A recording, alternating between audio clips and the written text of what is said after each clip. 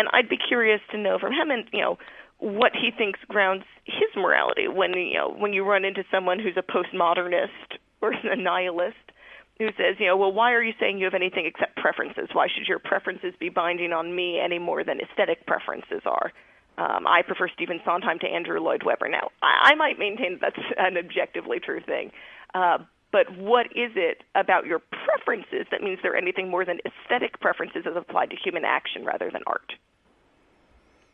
I still have no idea what that question's saying. Well, I mean... Hemant, if you prefer certain art to other art, you wouldn't expect someone else to hew to your preferences. That's if true. you prefer certain actions to other actions, you have this expectation that people will share your preferences, that there's something universal that means that they should find those preferences compelling. I mean, you obviously believe that reason, at least, is universal and compelling because you think that I should have an argument that is compelling to all people and like a logical throughput when they read it.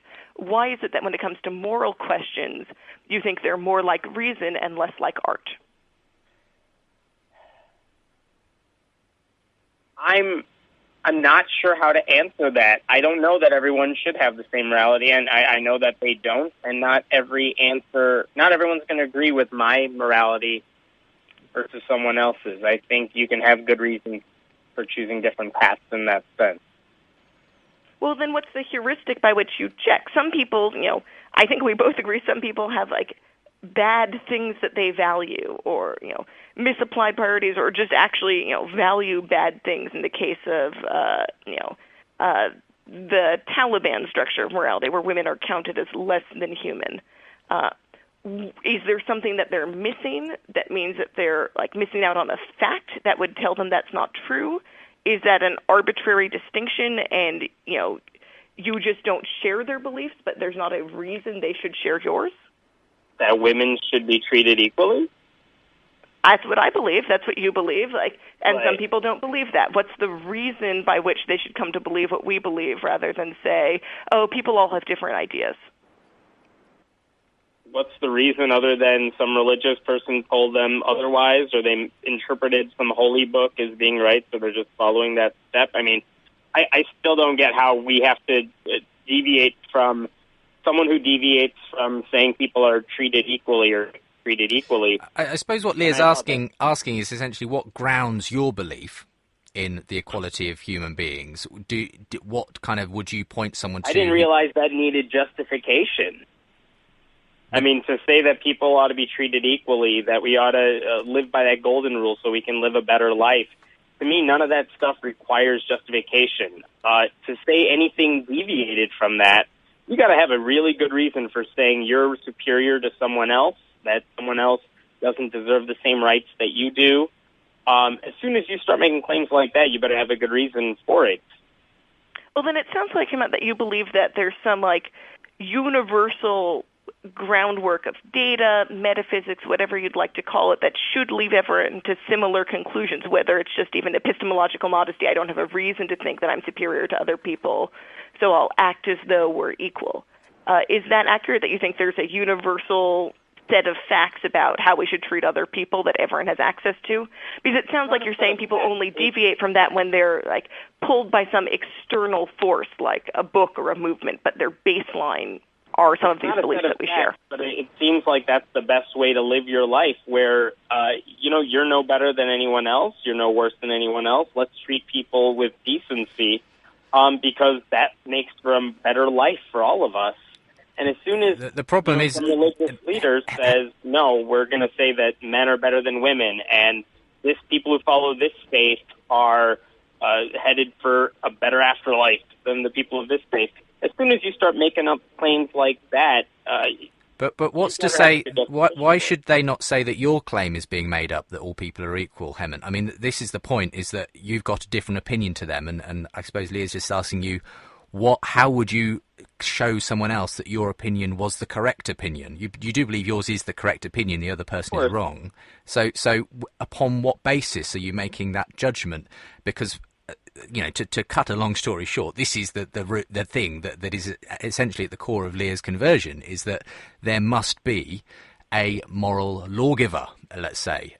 She may not term it that way, and I'll allow her to phrase it, but that at least this fact that we do apprehend this realm of morality, which seems on the face of it to be objective, that there are good reasons why we should believe something and not the other thing, is very difficult to get on an atheist framework. It's very difficult to explain that on an atheist, and I think from the sounds of it, you're having difficulty explaining it because you've already referenced the fact, well, it's a better world when we live like this. Well, that's the whole point. To what standard are you appealing when you say better? I guess the only standard I'm appealing to is that from the tradition we have, from the history we have, that seems to be a world where people are happiest, where people are treating each other equally. Everyone gets along better. As soon as you start putting other people down, all of a sudden you're setting yourself up for conflict, and that's something religion has done over and over again. But again, aren't these all value-laden? We're better off. It's a worse world where there's conflict. Leah, I mean...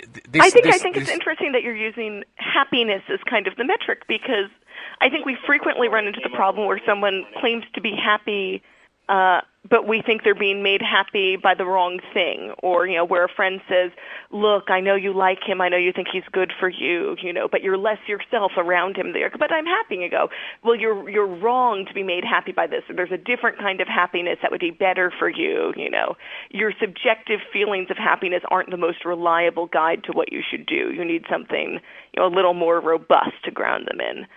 Because people, you don't have to think anything about a different moral system is right to think that people in a culture are often made happy by hewing to their culture. And they'll tell you honestly, I'm happy as I am. I don't believe you that this, radical transformation will make me happier. And you and I, both think that they're wrong, that, they would be made happier if they changed over, that their subjective beliefs are tricking them. But they'd say the same thing about us. So what do we appeal to say that we're actually correct, that our happiness, is better, is grounded in something that's truer, more fulfilling, and they're not. They're not lying. If I could come in on the side of Hemant at this point, and we'll allow Hemant to respond as well. This area which we obviously got into now, the moral argument. A couple of people wanted to weigh in on this when I asked for people's opinions. Here's Andrew, who says, I think Andrew's coming from an atheist perspective here. He says, question for Leah, do you have any objective evidence that objective morality exists, or do you just feel very strongly that it does? So the question, I suppose, is, are you just going on a hunch, an intuition that these things do exist, that there really is this objective morality out there? I think the thing that it's often helpful for people to specify what class of evidence they're looking for. There's the problem where people say no inductive proof is really a solid one. You can't say that you're certain the sun will rise tomorrow. You don't have any evidence about that. You only have evidence about what has happened up till this point in kind of the Hume objection. And I think that's a ridiculous standard of evidence to apply to everything, because then we end up kind of flailing around, unable to make any pronouncements. I'd say the way I feel about morality is the way someone who lived before we had a firm understanding of the physiology of the eye or the neuroscience of vision felt about sight. I have some facility in me which receives data about these things, which does it immediately without an act of my will. I don't understand the precise mechanism of it, but I do receive these sensations. This is wrong. This is not. I can check them by kind of formalizing some of the systems in the same way that you can get tricked by optical illusions and then go, oh, I notice this is a flaw in the way I see. I'll have to be mindful of that in the future. And that's the way I approach morality, like vision, where I'm not adept in the physiology of it, but you also used sight. A nice analogy on the CNN interview you did. You compared your view of morality to being that more of an archaeologist than an architect, that we discover laws that are already there rather than build our own laws from a sort of no foundation, as it were.